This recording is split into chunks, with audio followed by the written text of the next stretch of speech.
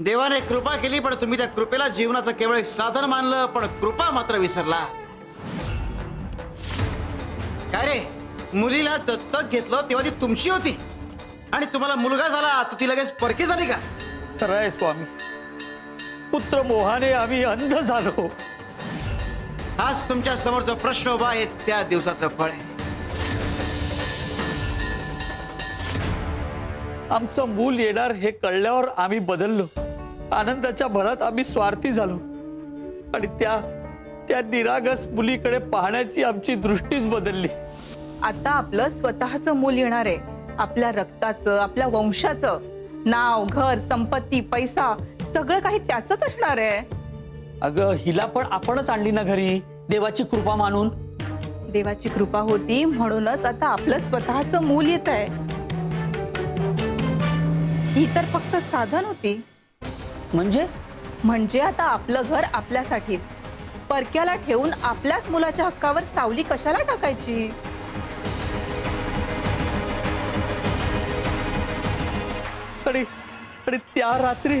आणि त्या रात्री आम्ही ठरवलं त्या मुलीला आमच्या आयुष्यातून कायमचं दूर करायचं.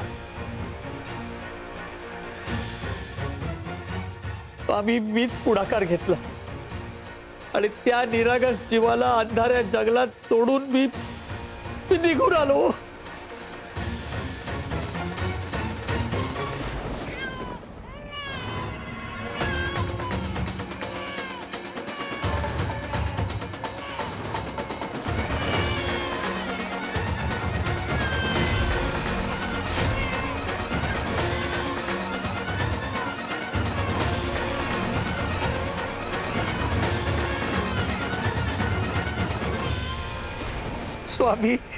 स्वामी आम्हाला माफ करा. आमच्या हातून खूप मोठी चूक झाली. गोवर्धन, तुम्ही तुमच्या स्वार्थाकरता त्या लहानग्या जीवावर अन्याय केला.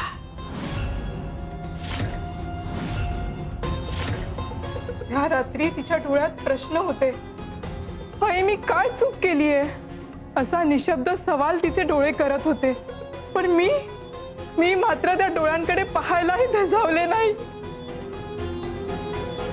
त्या रात्री तुम्ही केवळ एका मुलीला दूर केलं नाही, तर तुमच्यातली करुणाही दूर केली.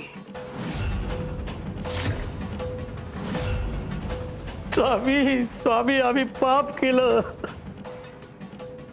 स्वार्थाच्या आहारी जाऊन आम्ही निरागसतेचा बळी घेतला. हा काळा रंग दिसतोय का? हा काळा रंग त्या रात्रीचा परिणाम आहे. ज्या क्षणी तुम्ही त्या मुलीला दुरावलं, त्या क्षणी तुम्ही तुमच्या कर्मावर काळा डाग लावून घेतला. आता काय करायचं आम्ही स्वामी? हा डाग कसा पुसायचा? डाग पुसला जाऊ शकत नाही, तो केवळ प्रायश्चित्ताने धुतला जाऊ शकतो. जिला दूर केलाय तिला तिचा न्याय परत द्या.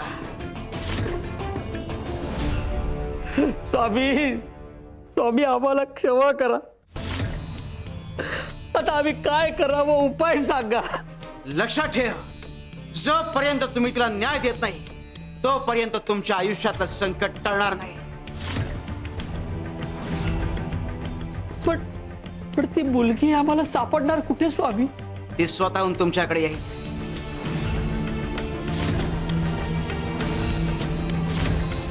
शिवारी शंकर नमामि शंकर शिवशंकर शंभो. हे गिरिजापती भवानी शंकर शिवशंकर शंभो.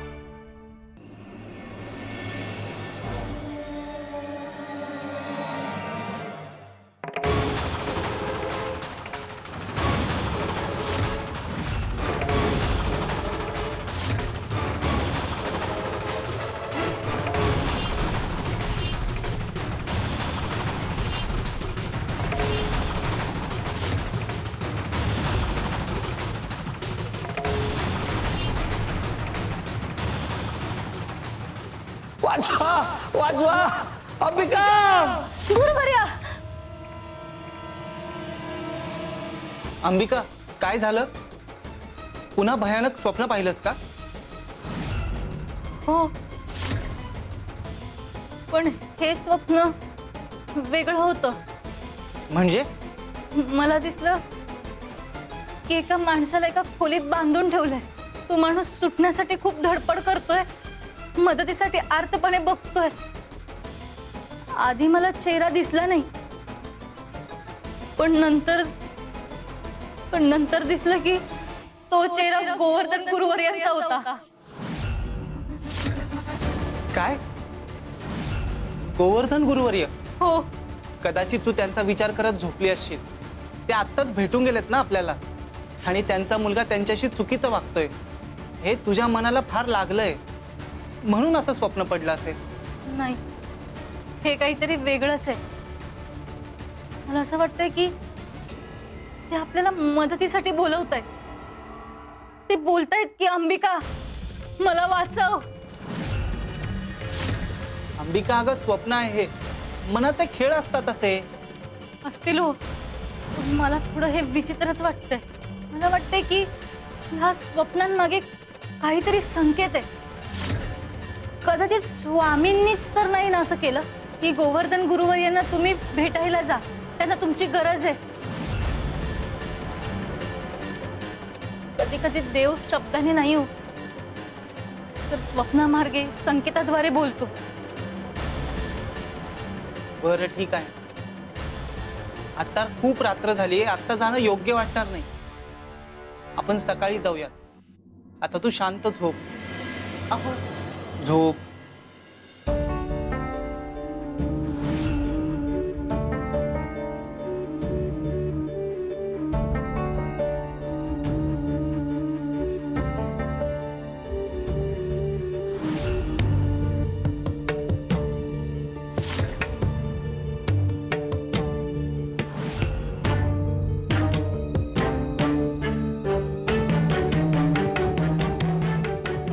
अंबिका, चल. कुठे? तू अशी रात्रभर विचार करत बसण्यापेक्षा आपण जाऊया आणि बघूया. जर हा संकेत असेल तर दुर्लक्ष करणं चुकीचं ठरेल. हो ना, मला सुद्धा हेच वाटतंय की आपली त्यांना गरज आहे. हो, कधी कधी उशिरा पोहोचणं ही पाप ठरतं. चल. स्वामी देवा, होलिका दहन तर उद्या आहे. तुम्ही आत्ताच का लाकडं गोळा करताय? आम्ही फक्त होलिका दहनाची नाही तर अनेक गोष्टींची तयारी करतात. होलिका दहनाच्या दिवशी आम्हाला अनेक लोकांना उपदेश द्यायचे आहेत. काहींना धडा शिकवायचा आहे, तर काहींचा उद्धार करायचा आहे. उद्धार आणि धडा एकाच वेळेला? शिवार शंकर नमामि शंकर शिवशंकर शंभो. हे गिरिजापती भवानी शंकर शिवशंकर शंभो. हे सगळं काय होऊन बसलं? स्वामी, आमचं चुकलं. खरंच आम्ही खूप मोठी चूक केली. पण आता तुम्ही आम्हाला यातून वाचवा. आम्ही आरडाओरडा केला नाही, कुणाला मदतीला बोलवलं नाही. कारण मुकुंदाने आम्हाला या खोलीत कोंडून ठेवलंय हे जर गावात कळलं तर आमची नाचक्की होईल. घराचं नाव, प्रतिष्ठा म्हणून आम्ही गप्प बसलो. पण आमचं गप्प बसणंच आमचा सगळ्यात मोठा अपराध झाला. कारण अन्याय सहन करणं म्हणजेच अन्यायाला संमती देणं. स्वामी आता धावून या आणि आम्हाला यातून सोडवा.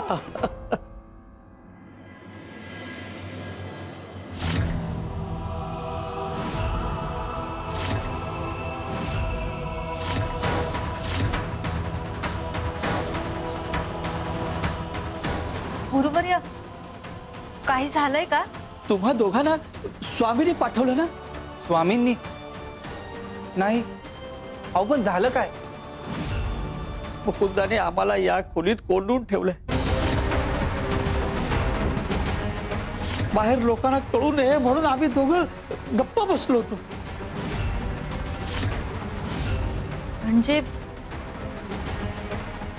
म्हणजे ते स्वप्न?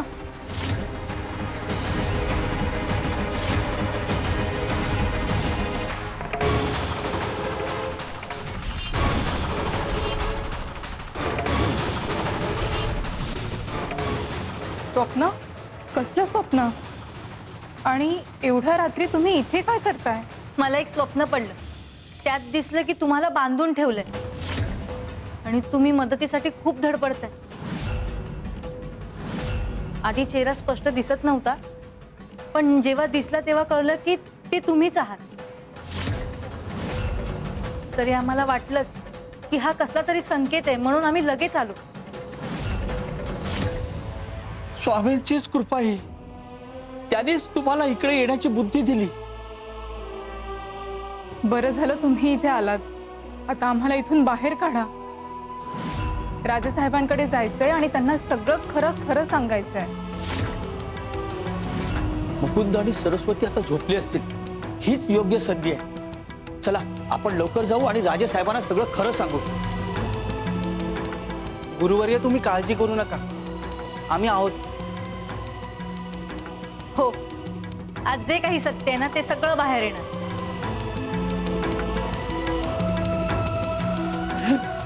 स्वामी, स्वामी तुमचे मनापासून आभार. बाळा, तू आमच्या मदतीला धावून आलीस, पण आम्ही मात्र तुझ्यासोबत. अंबिका, मला माफ कर. गुरु दक्षिणा म्हणून मी तुझ्याकडून एक वचन घेतलं होतं, पण आता मी तुला त्या वचनातून मुक्त करत आहे. पापाचं ओझं गुरु दक्षिणा असूच शकत नाही. गुरुवर्य, अंबिका, मला असं वाटतं आपण जास्त वेळ थांबणं योग्य नाही. चला, निघायला हवं. हो. थांबा.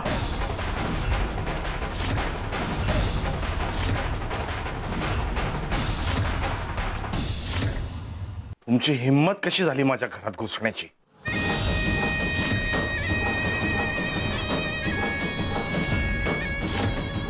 तुम्हाला काय वाटलं आम्ही झोपलोय आणि तुम्ही संधी साधून माझ्या आई वडिलांना राजे साहेबांकडे घेऊन जाल? पण दुर्दैव आहे तुमचं, आम्ही जागेच होतो.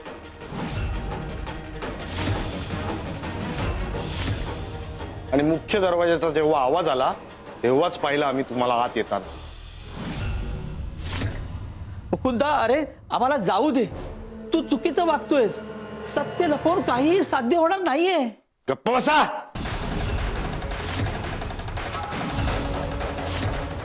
मी माझं आयुष्य उद्ध्वस्त होऊ देणार नाही हे आधीच सांगितलंय तुम्हाला. तुम्हाला तुमची नाचक्की झालेली चालणार असेल, पण मी माझी बेआबरू होऊ देणार नाही. आणि हे तुम्ही दोघे मध्यरात्री माझ्या घरात शिरलाय. तुम्हाला दोघांना चोर ठरवून तुरुंगवास भोगायला लावेल. आत्ताच्या आत्ता शिपायांना बोलवेल इथे, कळलं?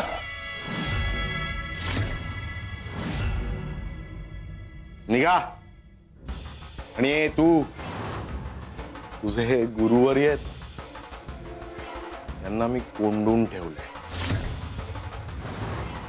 तू वेळचे वेळी नियमितपणे मला चित्र काढून देत जा, नाहीतर यांचे खूप हाल होतील.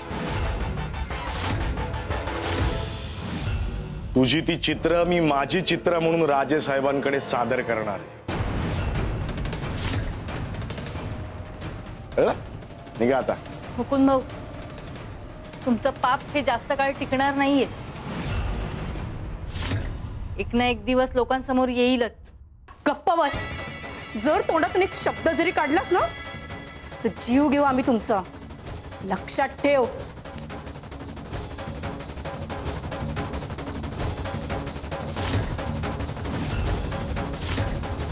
जा, पण लक्षात ठेवा, इथून सत्य बाहेर जाणार नाही. कळलं?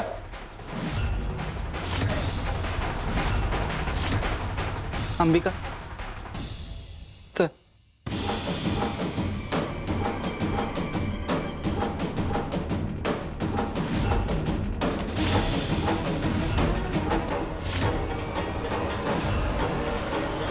स्वामी, आम्हाला आमची चूक कळली आहे. आता आता आम्हाला प्रायश्चित्त करू दे. प्रायश्चित्ताचा मार्ग दाखवा. आम्ही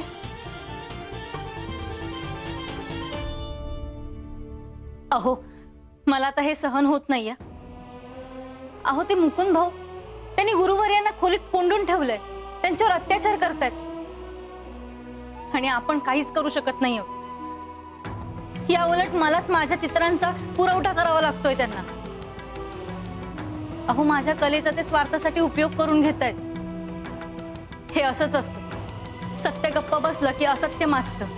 अंबिका, अगं मला सगळं कळतंय, पण उतावीळपणाने काय बिघडू नये ना म्हणून आपण तिथून निघून आलो।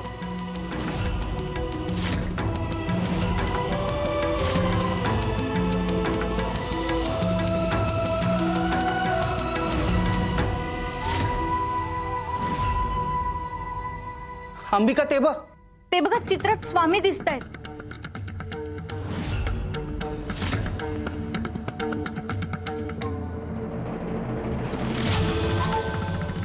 स्वामी, अहो गुरुवर्यांवर अन्याय होतोय आणि आम्ही असहाय्य आहोतो।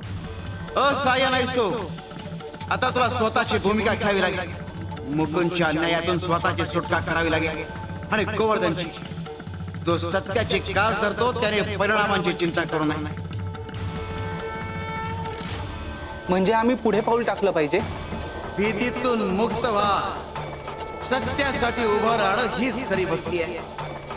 भक्ती म्हणजे केवळ नम्रता नाही, धैर्य सुद्धा आहे।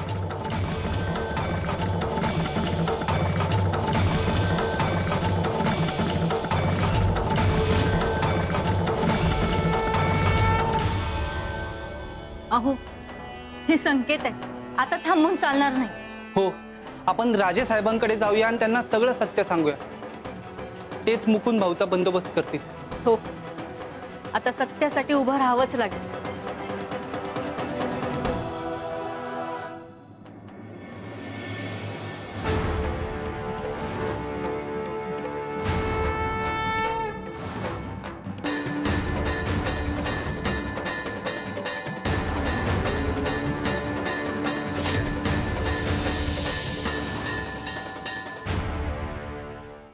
राजेसाहेब, आपण आम्हाला इथे बोलवण्यामागचं कारण?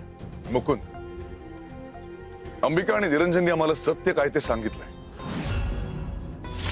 तू जे चित्र आम्हाला दिलंस त्याविषयीचं सत्य आम्हाला समजलं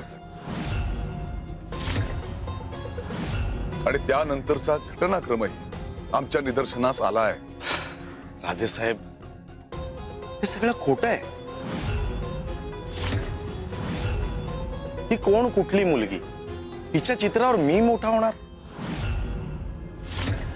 राजेसाहेब, मी या राज्याचे थोर राजचित्रकार गोवर्धन यांचा मुलगा, त्यांची कला वारस म्हणून माझ्या रक्तात आहे। आता तुम्हीच ठरवा की खरा कलाकार कोण। महाराज, गोवर्धन राव हे राजचित्रकार आहे, त्यामुळं त्यांच्या मुलांच्या अंगात ही कला असणं हे स्वाभाविकच आहे। त्यांना चित्र चोरायची गरज पडेल असं वाटत नाही। राजेसाहेब, अहो ते खोटं बोलताय। ते चित्र मीच काढलंय आणि आमच्या डोळ्यांसमोर त्यांनी हे चित्र खोटं, स्वतः नाव कमवण्यासाठी आमच्यावर आरोप करतेस, तेही राजे साहेबांसमोर हे धाडस?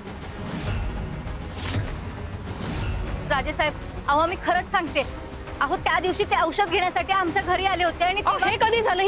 ह्या खोटं बोलतायत। राजेसाहेब, खरंच ऐका। अंबिका, अगं शांत हो।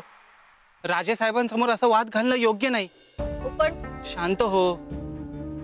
राजेसाहेब, माफ करा, पण हे सर्व आरोप निराधार आहेत। मी माझ्या बाबांना, म्हणजे या राज्याचे थोर राजचित्रकार आणि यांच्या म्हणण्यानुसार यांचे गुरुवर्य यांना साक्ष द्यायला इथे घेऊन ये। त्यांच्या साक्षीवर तरी तुम्ही विश्वास ठेवाल, म्हणजे विनंती आहे। शिवशंकर शंभा,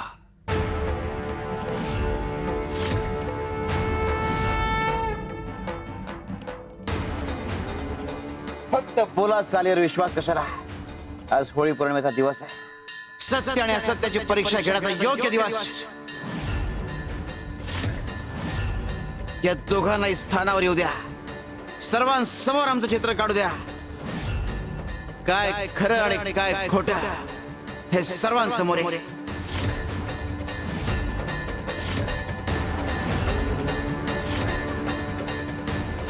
जशी आपली आज्ञा स्वामी. आम्ही जाहीर करतो, आज होळी पौर्णिमेच्या निमित्ताने स्वामी स्थानावर अंबिका आणि मुकुंद हे दोघेही स्वामींचं चित्र रेखाटत. निर्णय सर्वांसमक्ष होईल. बंद दाराआड निर्णय होणार नाही. आजची संध्याकाळ ही केवळ चित्रकलेची नसेल, तर धर्म आणि अधर्माच्या संग्रामाची असेल.